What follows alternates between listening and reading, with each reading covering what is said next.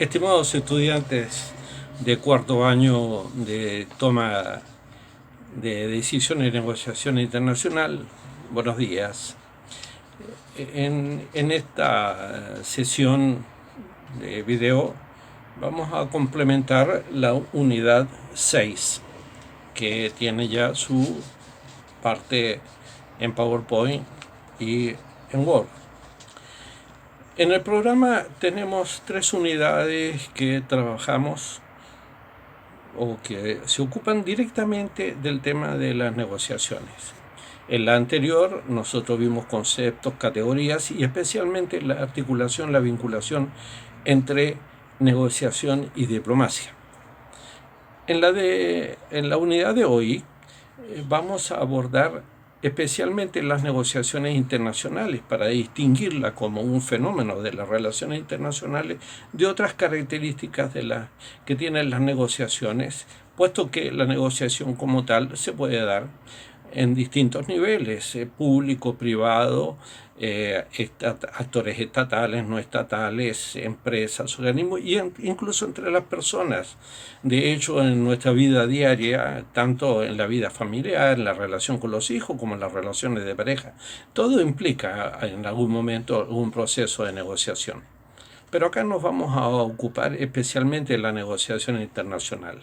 Y la siguiente unidad la vamos a dedicar ya al ejercicio de la negociación, ver dinámicas y técnicas. Ya se va a ser, digamos, la última que va a complementar entonces las 3. Luego, posteriormente, vamos a aplicar todo esto ya a un proceso de nueva diplomacia y de nuevas negociaciones que tienen que ver con la diplomacia económica, pero eso ya será para la unidad 8, ya cerca del final del programa. Vamos entonces a complementar algunas ideas sobre la negociación internacional. Deberíamos comenzar por señalar que de todas las expresiones de los asuntos internacionales, de todas las formas prácticas del ejercicio de las relaciones internacionales, yo diría que la negociación internacional es la que más ha evolucionado.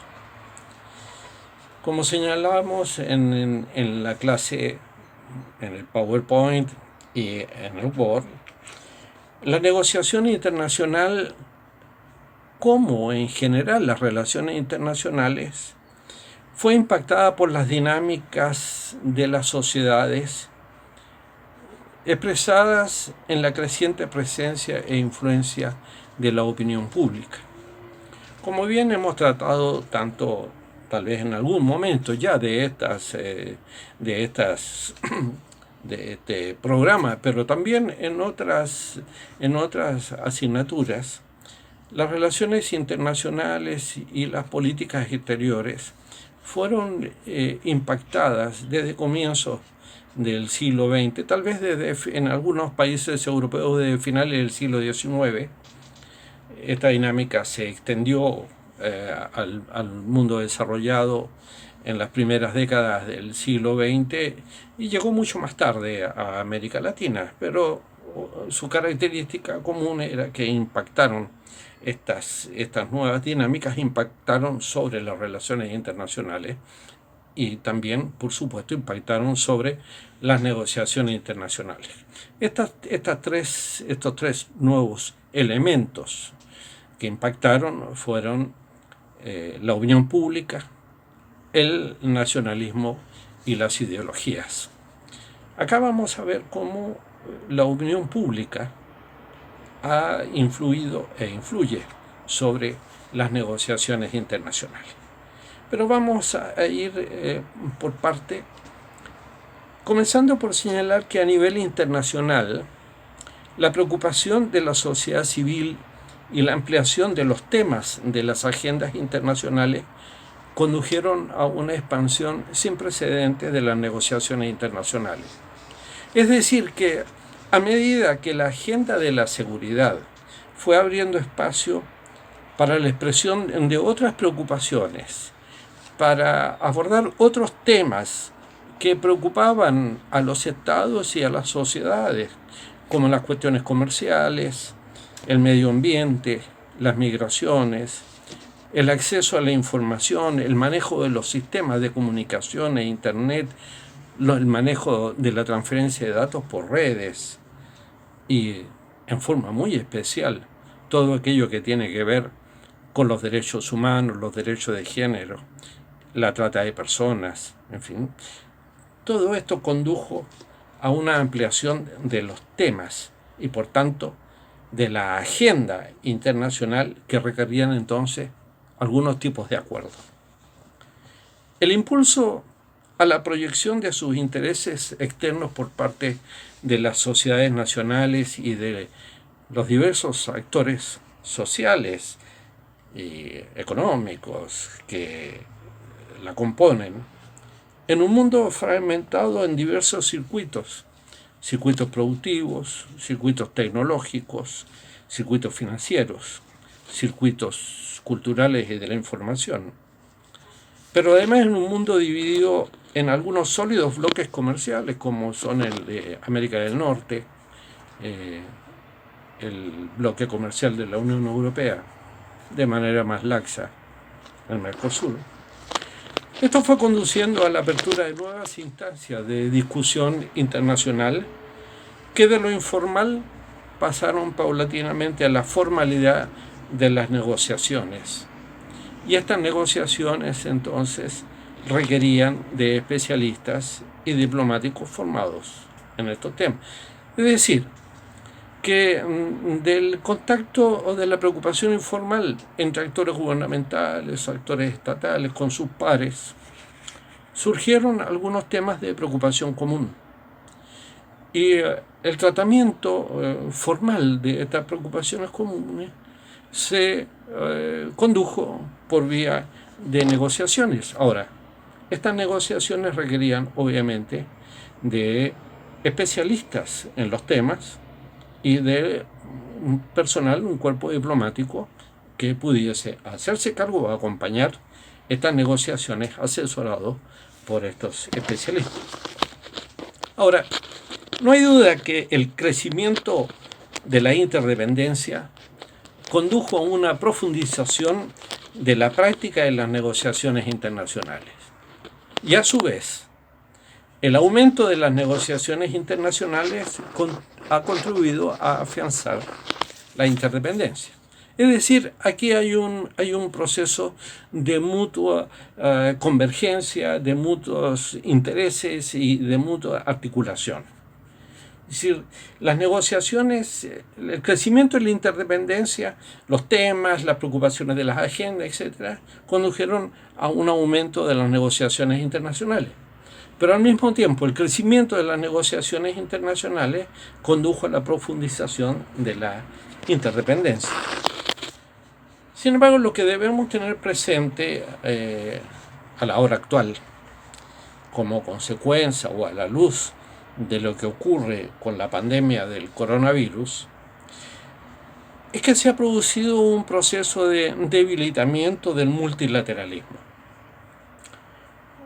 El problema del debilitamiento del multilateralismo, para lo cual yo les recomiendo que lean los artículos periodísticos que yo publiqué en el diario Los Andes de Mendoza y en el diario Clarín de Buenos Aires. Es una serie de 4 o 5 artículos que están en la bibliografía, que mi colega la profesora Taborga también tiene la referencia, y yo les sugiero lean, porque allí se advierten los impactos que todos estos procesos que han ocurrido en este último año han tenido sobre el multilateralismo. El problema de estas consecuencias es que el debilitamiento del multilateralismo restringe el espacio de las negociaciones posibles. Y al debilitarse el nivel de las negociaciones posibles, el grado, el abanico de las negociaciones posibles, esto debilita también la interdependencia. Es decir, el efecto sería, en definitiva, que los estados tienden a volcarse sobre sí mismos, a encapsularse sobre sí mismos, y por supuesto que este proceso llevado a la esfera de los asuntos internacionales en su conjunto tiende a debilitar el multilateralismo y obviamente a debilitar las negociaciones internacionales. La diplomacia multilateral, encaminada a facilitar el manejo colectivo de determinados problemas internacionales, ha sido un factor clave para la expansión de la práctica de las negociaciones, porque esta constituye el núcleo de la diplomacia multilateral. Es decir, esta experiencia de la diplomacia multilateral, mucho más desarrollada en el norte y entre las grandes naciones occidentales, se proyectó también sobre América Latina. Y desde la experiencia latinoamericana, desde lo que nosotros conocemos y que tenemos incluso excelente bibliografía, producida a partir del inicio de los años 1990, hubo otras 3 situaciones que impactarían sobre la expansión de las negociaciones internacionales regionales. Lo primero fue el proceso de redemocratización, porque estos procesos dieron origen a nuevas formas de concertación política, que requerían a su vez de negociaciones. Y como consecuencia, la diplomacia de cumbres y la diplomacia presidencial. Y todas estas acciones, todas estas prácticas condujeron entonces a impactar positivamente y a profundizar las negociaciones internacionales regionales.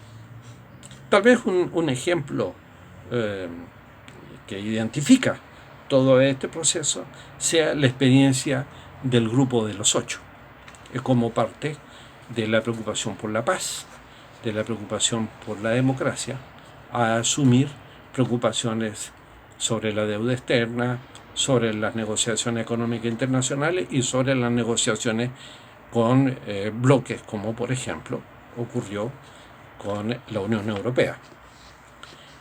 Las nuevas formas de concertación entre algunos gobiernos latinoamericanos se insertaron dentro de la evolución del proceso de cooperación en la región. Es decir, a medida que los gobiernos y los estados aumentaron sus niveles de cooperación, aumentaron también los niveles de concertación. Y al aumentar los niveles de concertación, crecieron entonces las demandas sobre las negociaciones internacionales regionales. El principio de todo esto fue el entendimiento entre presidentes en las cumbres presidenciales o en eventos en los cuales, por ejemplo, un cambio de gobierno, la asunción de un nuevo gobierno democrático, una transición desde gobierno autoritario por vía de las elecciones a un gobierno democrático, esto condujo al interés y a la solidaridad de gobiernos democráticos ya constituidos que se reunieron en esos encuentros y entre ellos entonces decidieron lanzar algunos temas de la agenda que sus sociedades ya estaban reclamando. Entonces la diplomacia de cumbres, la diplomacia de presidentes, fue movilizada tanto por la voluntad de los actores presidenciales a partir de 1985, pero también fue movilizada por la acción de uniones regionales, como por ejemplo la que era entonces la Comunidad Económica Europea, porque la Comunidad Económica Europea estimuló a regiones como la nuestra a la búsqueda de entornos concertados de voluntades para llevar adelante la solución o el intercambio de propuestas para enfrentar problemas comunes. Y estos entonces impulsaron la presencia de las regiones como actores de las relaciones internacionales. Es decir, que el regionalismo también jugaría un papel muy importante, por más que actualmente y en América Latina en particular el regionalismo se encuentre muy debilitado. Y me refiero no solamente al regionalismo económico, sino también al regionalismo político. La característica que identificó las nuevas formas de concertación y su relación con la diplomacia presidencial fue la experiencia de la concertación directa entre varios gobiernos latinoamericanos con el fin de impulsar acciones y agendas específicas. Y esto obligaba a actuar desde una posición más pasiva, es decir, viniendo como actores que venían de más atrás, ¿no? Actuando en segundo lugar las cancillerías. Es decir, no fueron las cancillerías las que impulsaron las agendas y los temas que llevarían a negociaciones, sino que fueron los presidentes los que arrastraron tras sí a las cancillerías a ocuparse de nuevos temas y a desarrollar entonces nuevas áreas de negociaciones internacionales. Hasta hace unos 30 años, el entrelazamiento que existía entre los diversos aspectos de un problema o la creciente politización de temas que con anterioridad eran tratados en forma técnicamente aséptica, como por ejemplo la deuda tratada entre especialistas, o las cuestiones de comercio tratadas entre especialistas en cuestiones comerciales aduaneras, o el desarrollo tecnológico, o que simplemente no eran abordados en el plano internacional hace 30 años atrás, como por ejemplo el terrorismo, el narcotráfico, la trata de personas, que son temas muy contemporáneos y de creciente preocupación en las sociedades. Y esto implicó entonces un hecho importante desde el punto de vista institucional, que fue la asignación de mayores responsabilidades en el manejo de estos temas a los servicios exteriores. Es decir, que los cuerpos diplomáticos comenzaron a recibir, le fueron asumidas mayores responsabilidades. Y a medida que estas estructuras diplomáticas pasaron a ocuparse de estos temas, y lo hicieron por supuesto de manera oficial, la participación de los gobiernos en las negociaciones fue creciendo. Las formas y prácticas de la negociación internacional son diversas y dependen de la formación profesional, dependen de la formación diplomática de los actores participantes, pero también dependen de las tradiciones nacionales de los países, y asimismo también dependen de la temática que se aborde y del contexto internacional en el cual estas negociaciones se desenvuelven. Por ejemplo, en el contexto de pandemia que vivimos actualmente, han retornado las agendas de preocupación sobre la seguridad, pero han disminuido radicalmente los encuentros, los eventos o el impulso para negociaciones en el campo del comercio internacional o en el campo de la transferencia de tecnología que no estén vinculadas específicamente al problema de la salud desencadenado por la pandemia. Entonces, en síntesis, para cerrar esta unidad, permítanme recordarles lo siguiente: que las formas y las prácticas de la negociación internacional son diversas, que ellas dependen de la formación profesional y diplomática de los países, dependen de las tradiciones nacionales de los países. Hay países que tienen una historia de experiencias y que su preocupación ha sido justamente la de promover negociaciones internacionales. Hay otros países y gobiernos que son más reacios a involucrarse en negociaciones internacionales, tal vez porque desconfíen o piensen que no tienen los recursos humanos, técnicos, profesionales y diplomáticos como para hacerse cargo de estas negociaciones y de estos temas. Pero también la dimensión y el abanico de los temas que se han ido incorporando en la agenda internacional también influyen sobre las negociaciones internacionales. Y por último, el contexto, como digo, el contexto internacional en que las negociaciones se desenvuelven.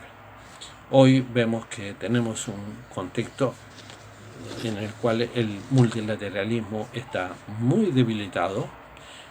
Tenemos un fortalecimiento de las percepciones de la seguridad, tenemos enfoques muy distintos entre la política global de la superpotencia hegemónica, el problema del retorno de las hegemonías regionales, y esto lleva entonces a que las preocupaciones se deriven hacia los niveles de la seguridad. Y en ese contexto, nuestros países, la verdad, que no tienen nada para decir, pero que ni siquiera tienen la posibilidad de ser partícipes de esos entornos. Por tanto, nosotros podríamos ver que todos estos elementos que se han desarrollado en los últimos 7 meses, lo que han conducido es a un debilitamiento de las negociaciones internacionales y por tanto un debilitamiento de la participación de nuestra sociedad y de nuestros países en las negociaciones internacionales. Entonces con esto cerramos esta unidad 6.